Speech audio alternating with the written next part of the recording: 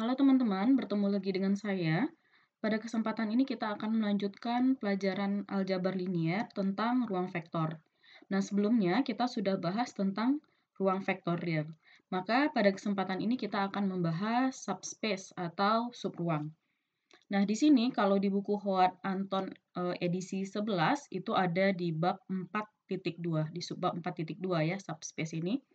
Nah, di sini ada definisi. Menurut definisi, sebuah subhimpunan W dari suatu vektor V disebut subspace atau subruang dari V jika W itu sendiri merupakan ruang vektor di bawah penjumlahan dan perkalian skalar yang didefinisikan di V. Nah, di sini sebelumnya kita sudah ada 10 aksioma tentang ruang vektor. Ini dia yang sudah kita bahas di video sebelumnya. Nah, artinya saat kita ingin menunjukkan W itu adalah subspace dari V, maka sebenarnya ke-10 aksioma ini perlu untuk dibuktikan.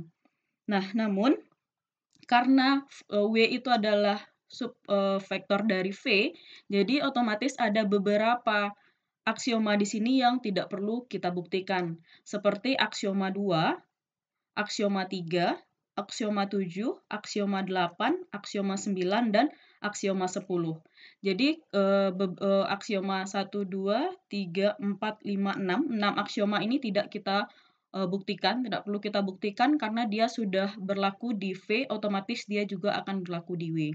Nah, yang perlu kita buktikan itu sebenarnya adalah aksioma 1, aksioma 4, aksioma 5, dan aksioma 6. Namun ada teorema yang mendukung untuk subspace ini, sehingga teorema 4 dan teorema 5 itu tidak perlu kita buktikan. Jadi yang perlu dibuktikan itu hanya aksioma 1 dan aksioma 6. Berikut teoremanya. Nah, ini ada teorema untuk subspace. Di sini, jika W adalah suatu himpunan yang terdiri dari satu atau lebih vektor dari ruang vektor V, maka W adalah suatu subruang jika dan hanya jika syarat berikut terpenuhi. Yang pertama, syaratnya adalah jika U dan V adalah vektor di W, maka U tambah V juga ada di W. Kemudian yang kedua, jika K itu adalah skalar dan U itu adalah vektor di W, maka K kali U itu juga harus berada di W. Jadi untuk membuktikan dia itu adalah subspace atau subruang vektor, maka menurut teorema ini kita cukup membuktikan dua buah aksioma ini. Ini adalah bagian dari aksioma sebelumnya ya. Yang mana yang A itu adalah aksioma 1, ini dia sama dengan aksioma 1. Kemudian yang B itu sama dengan aksioma 6. Ini dia yang aksioma 6. Ini ya. Nah, untuk memudahkan, coba diperhatikan gambar ini. Untuk memudahkan kalian membayangkan apa sih sebenarnya subspace itu. Jadi di sini ada sebuah ruang vektorial V. Ini dia ya, yang persegi ini adalah ruang vektor V. Nah, di dalam ruang vektor itu terdapat subspace atau subruang, yang mana subruangnya itu adalah W. Ini dia subruangnya. Sehingga W itu bisa disebut sebagai subruang dari V jika memenuhi dua syarat. Yang pertama, U tambah V itu berada di W. Coba kita lihat di sini ada vektor U, kemudian ada vektor V. Saat U tambah V, ini vektornya, dia masih berada di W. Otomatis syarat yang pertama terpenuhi. Kemudian yang kedua, K itu adalah sebuah skalar.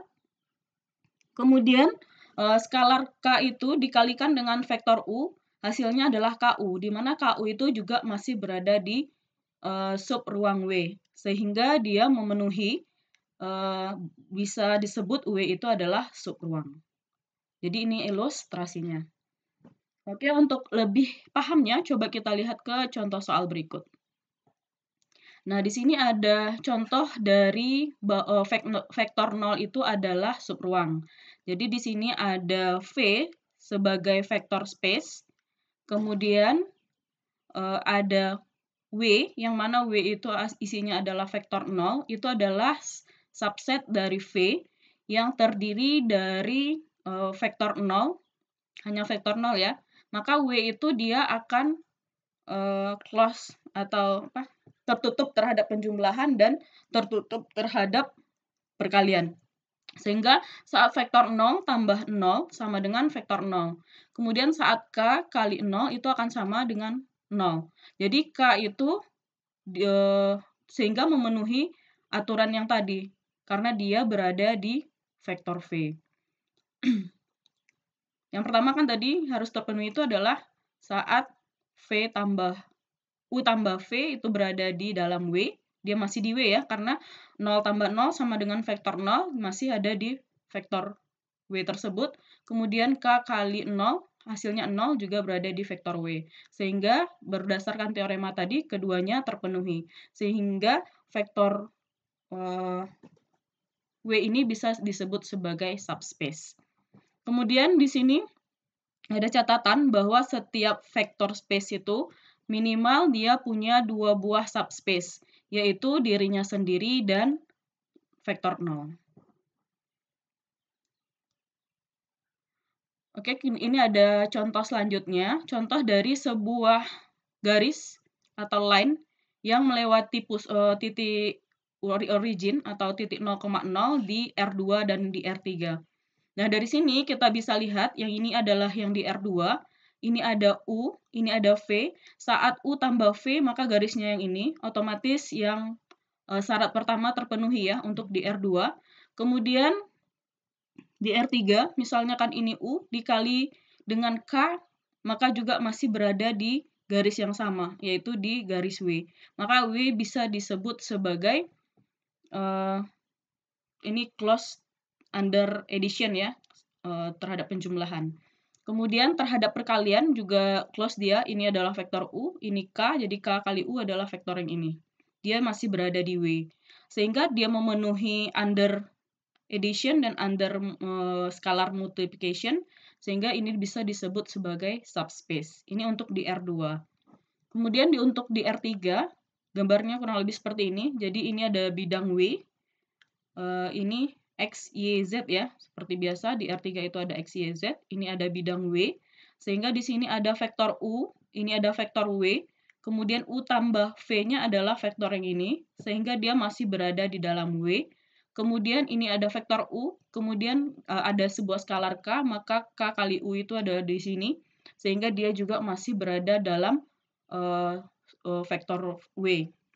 Sehingga dia bisa disebut sebagai subspace. Nah, dari kedua gambar yang pertama dan gambar ini dapat disimpulkan hal berikut. Jadi ini adalah subspace dari R2 dan R3. Subspace dari R2 itu adalah vektor 0, kemudian line yang melewati titik origin atau titik pusat, kemudian R2 itu sendiri. Kemudian untuk subspace di R3 ada vektor 0, kemudian ada garis yang melewati origin, kemudian plane yang melewati origin, serta R3. Ini adalah daftar dari subspace di R2 dan di R3. Nah, sekarang kita lihat gambar ini. Di sini adalah yang menunjukkan bahwa R2 itu tidak subspace. Di sini misalkan W itu adalah semua titik di X, Y di R2, yang mana syaratnya X itu harus besar dari 0 dan Y itu besar dari 0. Berarti X besar dari 0 bagian atas ini, kemudian Y yang besar dari 0 adalah yang sebelah kanan. Sehingga yang berpotongan adalah misalkan di bidang ini ya.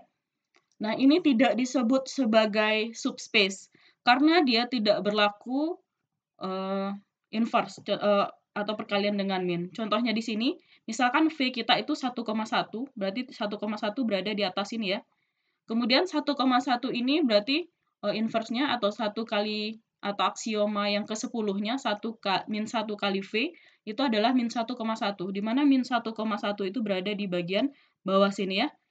Berarti min 1,1 di bagian bawah sini, maka dia tidak memenuhi di syarat yang ada di sini. Syarat di sini adalah X besar sama 0, Y besar sama dari 0. Sementara di bagian bawah ini adalah X kecil dari 0 dan Y-nya juga kecil dari 0, sehingga tidak memenuhi.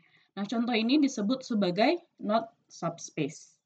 Kira-kira gitu ya teman-teman untuk menunjukkan bahwa itu adalah subspace atau bukan. Oke, sampai di sini dulu. Terima kasih.